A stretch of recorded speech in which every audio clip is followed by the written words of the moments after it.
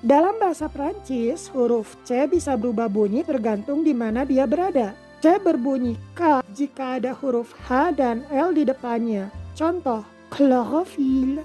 C berbunyi C jika ia diapit oleh huruf T dan H. Contoh, ciao.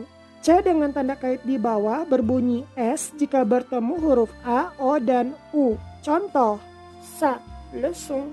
Pada kondisi lainnya, bunyi C adalah K. Contoh, manioc, acteur, actrice.